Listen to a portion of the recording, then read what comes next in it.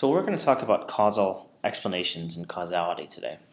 And causal relationships and causality are really sort of the linchpin in all of what we do, in the sense that we don't really want to go report something that's not necessarily causal. We want to make sure that what we're reporting, at least we understand that it could potentially be explained by something else. So causal relationships are really the main goal of research, is to find true relationships between two variables. So you want to know for sure that what you're studying is causing one thing or another, right? The main goal of social sciences, however, is really to predict social phenomena. So let me give you some examples. A causal relationship between two variables would be, we know that the majority of lung cancer is caused by smoking. And we know that, and by caused, I mean causally related. And we know that smoking causes lung cancer based off of the myriad of studies that have come out looking at it, and a number of other criteria that we've looked at over the decades. In social sciences, however, let's say you're looking at homelessness, and you want to know what predicts someone's likelihood for homelessness. So you have a population of homeless people, and you have a population of non-homeless people, some housed people, and you survey them. You look at their age and their jobs and their social economic status and their education and so on, and you find characteristics that are unique to the homeless people, or more commonly found in the homeless people, or more commonly found in the housed people. And so those characteristics are then considered predictors, the ones that are more commonly found in one group or the other. Those aren't necessarily causing homelessness, they're just more commonly found. This will make more sense when we talk about criteria and the difference between causal and non-causal relationships. But let's look exactly what we mean by causal relationships. So somebody named Bradford Hill was a physician decades ago who, in the world of epidemiology, in the world of studying disease and epidemics in populations, came up with the criteria of causation. And this was, I think the total criteria there are 8. But I sort of abbreviated this list to 5 because these are really the 5 that are the most critical and most used nowadays. So in order for a relationship that you see to be truly causal, every one of these criteria needs to be satisfied. So let's go through it in order. Number 1 is temporal relationship. Temporal relationship is the relationship takes place, there is a time related to the relationship. In other words, the cause takes place before the effect. So temporal or temporality relates to time. Cause takes place before the effect. Now, if someone is a lung cancer patient in the hospital and has never been a smoker, gets out of the hospital, gets better, and then starts smoking 5 years down the road, and then we interview them because we know that they're a lung cancer patient, and we ask them if they're a smoker, and they say yes, okay, we might actually suspect that the smoking caused their lung cancer. But actually, their smoking started after they had developed lung cancer. Now, how unlikely the scenario is, no matter how unlikely the scenario is, the point is you always have to consider that the outcome takes place after the effect. Okay? So if it doesn't, or if you don't know that information, then you really can't say something is causal. So the strength of the association is the second criteria. The stronger the association that you see, the more likely that relationship truly exists. So again, looking at smoking and lung cancer, we know that that relationship is extremely strong. And by strong, we're talking about numerical numbers here. It's not going to be easy for you to understand without the statistics in front of you, but just understand that there are numerics, there are numbers that are associated with relationships, and the higher those numbers are, or the lower the numbers are, depending on the test, the stronger that relationship is, okay? And if we see a really, really strong relationship numerically, then it's more likely that that relationship is a true relationship, is a true causal relationship.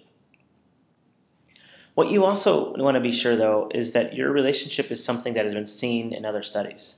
If it's never been replicated in another study or never looked at, that's one thing. But if it's been looked at but never noticed before, then you start to suspect that maybe there was something wrong with your study.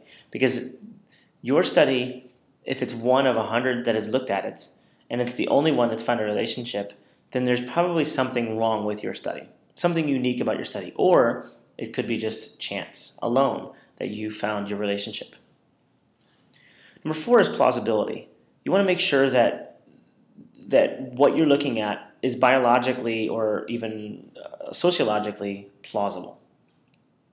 So there are some theoretical basis for suggesting that an association exists between what you're studying and the outcome. For example, the smoking and lung cancer again.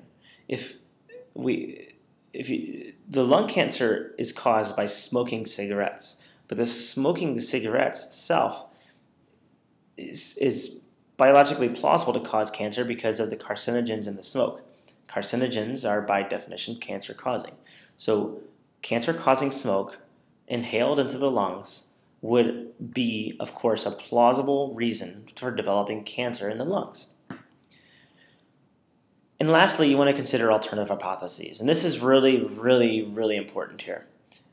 No matter how many relationships you see in your studies, you want to make sure that you've considered all possible alternative hypotheses. For example, if you were to go again and sample a bunch of lung cancer patients in a hospital and a bunch of non-lung cancer patients in the hospital, and you ask them, do you have lighters in your pocket? You would find that people who had lighters in their pockets were much more likely to be lung cancer patients. Okay, now we would see that going through the criteria of causation, you would see the temporal relationship occurred correctly. We would see that they had a lighter in their pocket before they developed lung cancer. That is absolutely true. The strength of the association would be really, really, really, really strong. So that's satisfied. It's not consistently replicated in other studies because no one really looks at lighters because it doesn't. Why would someone look at lighters in your pocket to cause lung cancer? Plausibility, they go along with number 3 in terms of its consistency. It doesn't really make any sense to have a link between lighters and lung cancer. There's no biological plausibility there. There's no reason for that biologically. Alternative hypothesis, perhaps it's not the lighter that's causing the lung cancer. Perhaps it's what the lighter is used for, which is the smoking. And we'll get into more of that in a second. So we have statistical relationships and we have spurious relationships. And spurious relationships and statistical relationships are not necessarily mutually exclusive, meaning they're not necessarily independent from another, but they are different. So a statistical relationship is basically a relationship between two variables where one's changes is associated with the changes in another. Now we've already discussed a little bit about this. Positive relationship and the indirect relationship, or the inverse relationship, or the negative relationship. So particular attributes of one variable are associated with particular attributes of another. If you found in homeless people that they were more likely to have lower education than non-homeless people, that would be a particular attribute that's related to another, right? That's a statistical relationship. But the relationship in and of itself does not necessarily constitute a causal relationship. It's only really one criterion of causality. So we have to really consider, as I said before, you want to really consider alternative hypotheses as well. Spurious relationships are ones that you've seen in your statistical tests. You know that there is a relationship based on the tests you've done, but that it's perhaps actually an artifact of some other third variable. It's really just a coincidence that's what you've seen, and it's not necessarily what the truth is. For example, the lighters and the lung cancer. You see that there's a really strong relationship between lighters and lung cancer. But a spurious relationship is just that. It's not true. Spurious means not true or not genuine. So we know that the lighters don't cause lung cancer. It's actually the third variable, which is smoking cigarettes.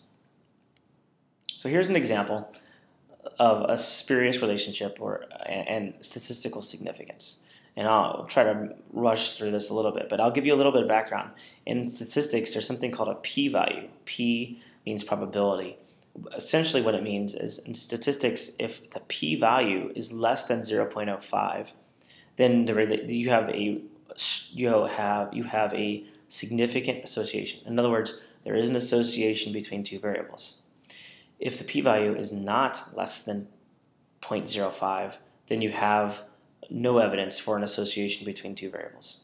So that's, in a nutshell, what a p-value is in this context. We will get into this much more in depth later in the semester.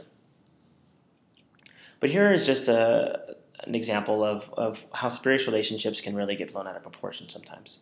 Jelly beans cause acne. The girl runs up to this guy here who is a scientific investigator.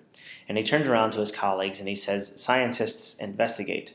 So the scientists are here and they're investigating, and they come back with their research and their results. And they say, "We found no link between jelly beans and acne.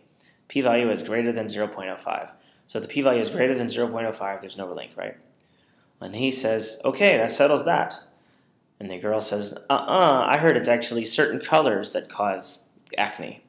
And so the investigators have to go back and find it. So the investigators or the scientists go back and they look to find out if there's any relationship between certain colors and acne.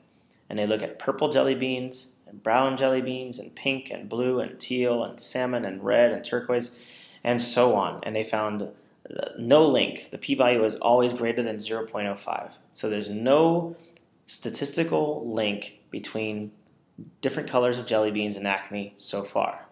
But they're not done. They look at gray and tan and so on. But wait, right here, they found a link between green jelly beans and acne. Whoa!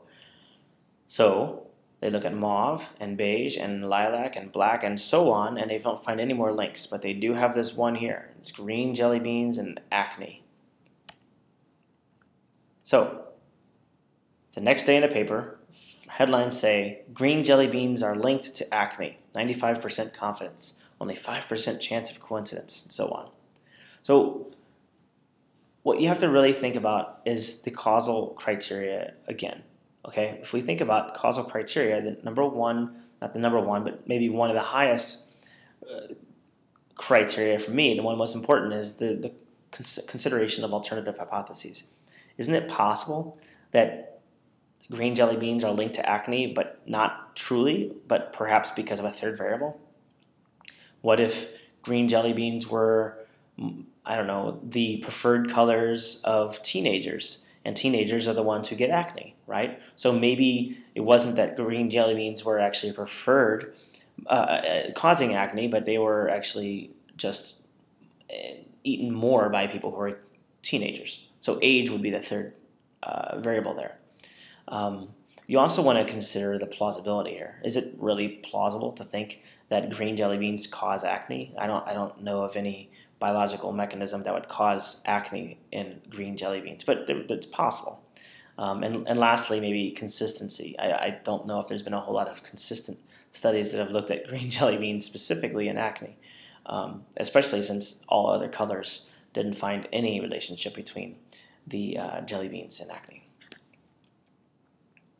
And lastly, using a more sort of pragmatic example, this is an example of a spurious and yet a causal relationship. Okay, so the observed relationship, or the observed correlation here, is the positive correlation we talked about before: shoe size and math skill. So as your shoe size gets bigger, your math skill gets bigger too. Or the greater the shoe size, the greater the math skill.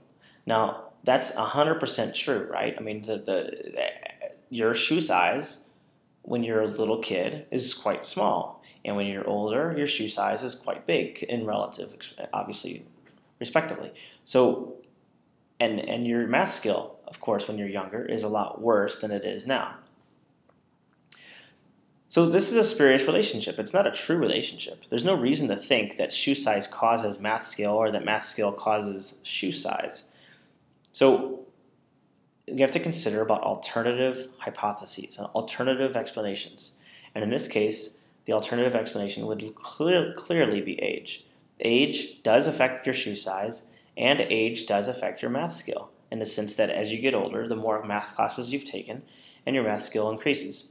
So the actual causal relationship here is reflected in this schematic right here. So the underlying variable of age really causes both, and that's explaining the observed correlation. So the spurious relationship between shoe size and math skill is actually explained by the causal relationship between age and shoe size and age and math skill.